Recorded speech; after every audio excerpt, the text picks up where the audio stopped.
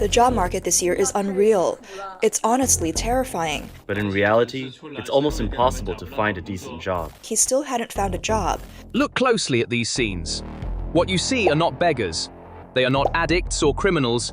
They are young engineers, teachers, and white-collar workers who graduated from China's best universities.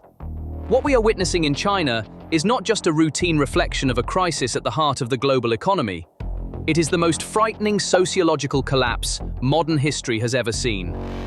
These young people were touted as the bright future of the Chinese dream. They cannot go home, they cannot board trains, they cannot even buy a bottle of water. Xi Jinping's promise of common prosperity has now turned into an inescapable digital nightmare, a panopticon prison for more than 50 million young people. Was it these young people's fault? No! Xi Jinping fired this weapon at himself. The latest images that have reached us, managing to bypass China's strict censorship wall, slap us in the face with the horrific truth Beijing is trying to hide. Posters scream that millions have been blacklisted, declared debtors by court order. But this is not just an economic crisis. This is a silent mutiny. And now, this ghost army, quietly growing in Beijing's streets, is awakening as a threat to the CCP's authority far greater than tanks and missiles. The roots of this human catastrophe are not ideological, but mathematical. It all began with the colossal $300 billion collapse of China's real estate giant, Evergrande. This was not just the bankruptcy of a company, but also the death knell for the artificial growth model that Beijing had been pumping for years. Until that day, Evergrande had been living like a true debt addict.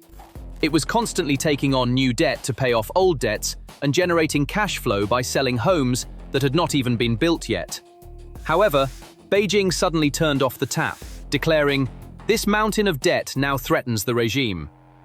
When the administration turned off the taps with its 3 red lines policy, Evergrande's oxygen tube was cut off. The engine they were trying to cool down exploded in their hands. The construction sector, which accounts for 30% of China's economy, entered the biggest liquidity crisis in history in the fall of 2025 and pulled the plug. Bloomberg data and reports from the field confirm that the crisis peaked in October. The Xi administration tried to pump money into the market to resolve the crisis, but these stimulus packages vanished into a massive black hole. The decline in housing prices deepened because there was no trust left. As major construction holdings defaulted on their debts and filed for bankruptcy one after another, they left behind not only piles of concrete, but also millions of angry victims who had invested their life savings in that concrete. This is the collapse of a classic Ponzi scheme. People cannot sell their homes because there are no buyers. Construction companies cannot complete the homes because the coffers are empty. Unfinished projects, undelivered apartments, and yet the mortgage payments demanded by the banks. It was at this point that the great rift between the CCP rule and Chinese youth occurred. Young people launched the largest act of civil disobedience in modern Chinese history, a mortgage boycott, declaring, "I will not pay the loan for a ghost house that I have not received, do not live in, and will never be completed." This boycott did not just open a hole in the bank's balance sheets. It opened an irreparable hole in the legitimacy of Xi Jinping's authority. October data shows that the incentives have failed and the crisis continues to drag on. The state's response, rather than producing an economic solution, was to start a financial war against its own people. To understand the mechanics of this disaster, we must look at the social credit system. This system, described in Western media as Orwellian, is no longer a loyalty program where you collect points and earn discounts. It is now a state trap. Xi Jinping, using this crisis as an excuse, began to deliberately create a lower class of people through the social credit system. That is, to establish a modern serfdom system. The process operates with an alarmingly simple and inevitable algorithm. It all begins with the harsh economic reality of 2025. Imagine a young person. He has graduated from university, found a job, and, like every individual in China, has invested his future in a home. But when the real estate market collapses and the construction company goes bankrupt and flees, there is no home left and no money. All that remains is a massive debt to the bank. And when that young person exercises their most basic right, boycotting by saying, "I won't pay for a home I never received," they face the system's cold, hard reality. You can't ride the subway because your ID number triggers a red light at the turnstile. You can't take the high-speed train to visit your family. You can't even book a simple hotel room. In other words, China's social credit system no longer works to ensure justice, but to institutionalize helplessness. According to 2025 data, more than 200,000 new young people were added to this blacklist simply because of contract disputes and debt objections. The system labels them as lao lai, meaning untrustworthy individuals. What began with whispers has turned into a tragedy affecting 5 to 6 million people today. The National Bureau of Statistics, or NBS, stated in its latest report dated November 14, 2025, that the economy is generally stable. But this is a complete lie. Look at the data they themselves published. The youth unemployment rate hit a historic high of 18.8% in August. In September, this figure was manipulated down to 16.1%.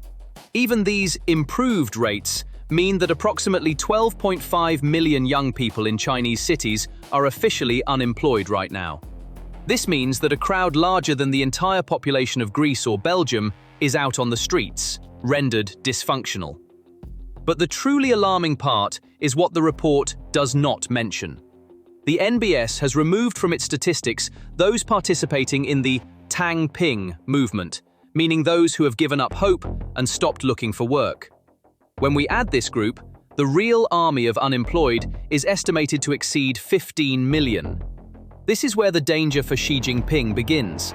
These 15 million young people are not just unemployed. They are the disappointment of the 11.8 million new university graduates who will graduate in 2025. Xi promised them jobs. In return, he gave them only debt, blacklists, and censorship. You can play with statistics, you can color the cells in Excel spreadsheets, but you cannot satisfy a hungry and angry crowd with these. Xi Jinping thought he could control the Evergrande crisis, that he could put out this fire by arresting a few CEOs and injecting some liquidity into the market. What a huge mistake. When the real estate market collapsed, it wasn't just an economic data point. It was the breaking of the backbone of Chinese society. And instead of treating this fracture, Beijing chose to punish the patient. That was the moment the dominoes began to fall. This is a strangulation operation. When young people stopped paying, the state responded by blacklisting them. But what Beijing failed to calculate was this: you cannot threaten someone who has nothing left to lose. What meaning could loyalty to the party possibly hold for a young person in this situation? The situation on the ground is evolving into a silent civil war. The hard-working, obedient youth who were once the engine of the Chinese miracle are now pulling the plug on the system. At this point, the Tang Ping movement has gone from being a passive lifestyle to an active and destructive resistance, a let it rot philosophy. Millions of young people are not only refusing to pay mortgages, they are refusing to marry, refusing to have children, refusing to consume. The real estate sector, which accounts for 30% of China's economy, is buckling under the weight of this boycott, and Xi Jinping's dream of a great rejuvenation is also buried under the rubble. This digital quarantine, imposed by Beijing on its own citizens, is actually a bullet fired by the regime into its own economy. Excluding 15 million young people from the system means devastating the consumer economy. An algorithm is sabotaging China's demographic and economic future by turning taxpayers, consumers, and future parents into homeless individuals. This is not an attack from outside, it is the system's own immune system attacking the body.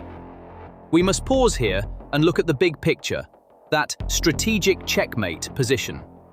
Xi Jinping's rule has for years been based on a single unwritten social contract. But today, what we see on China's streets, under bridges, and on censored social media channels is the tearing up of that contract in front of millions of eyes. Xi's total control strategy has opened a massive hole in his own legitimacy. The cornering of young people with unemployment, mortgage crises, and blacklist penalties has shattered the myth that the CCP is the protector of the people. Why are these boycotts and protests the greatest threat to the CCP? Because they are organized, because they come from an educated crowd, and most importantly, they are desperate. History teaches us that revolutions are born not from starving peasants, but from the middle class, educated youth whose dreams have been stolen and whose status has been taken away. Beijing is currently in panic mode. New stimulus packages are being announced, housing subsidies are being discussed, but it's all too late. According to reports from Freedom House and human rights organizations, the protests are not just saying, "Give us our money." They are now shouting their anger at the system itself, at Xi Jinping's one-man rule. The Great Firewall cannot stop this flood of anger. However, the social credit system he established has blown up the country's internal security, social fabric, and the people's trust in the state. This situation is a paradox for Xi Jinping. The tighter he tightens the system, the more people he pushes outside the system. Authoritarian regimes rule through fear, but the social credit system has exhausted fear. So, what can you use to intimidate a young person who is now homeless, penniless, and without a future? Imprisonment? They are already living in an open-air prison, in a digital cell. Xi Jinping is watching in horror as the surveillance architecture he built to consolidate his power has now turned into a molehole, undermining his regime. This is not an economic downturn, but the moment of collapse of political legitimacy. Ultimately, the social credit system was designed to bring the Chinese people into line, to create a society of perfect obedience. But in the end, the greatest weapon destroying the legitimacy of the Chinese Communist Party is this system itself.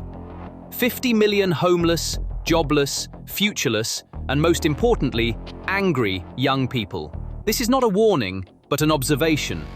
The dragon has bitten its own tail and been poisoned. So, what do you think about this?